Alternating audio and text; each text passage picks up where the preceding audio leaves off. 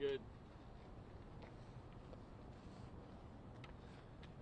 Good morning. I'm Jason Johansson, the Homicide Lieutenant with the Las Vegas Metropolitan Police Department.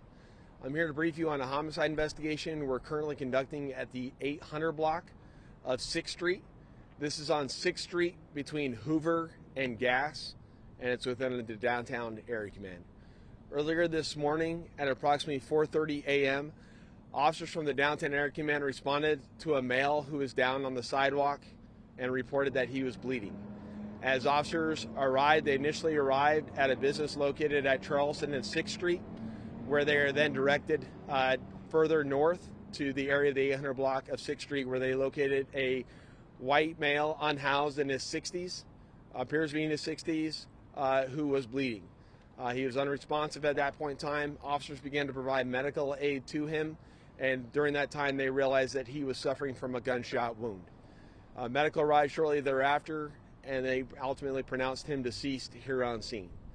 Our homicide detectives are here on scene. They've taken over this investigation, and they will be out for the next few hours as we continue to process the scene, canvass for additional witnesses, and video surveillance that's in the area.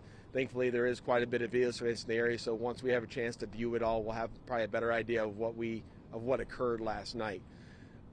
Those are the preliminary details that we have right now. The only additional suspect information we might have on this is that a white male was seen leaving the area wearing a light-colored shirt and blue jeans after someone reported hearing gunshots. We don't know if that's a witness. We don't know if that's a suspect. That's the only information we have as to what occurred here. But we do have a male who was shot, who was lying on the sidewalk. The only street closures we have going on related to this crime scene is on 6th Street from Charleston all the way to Gas.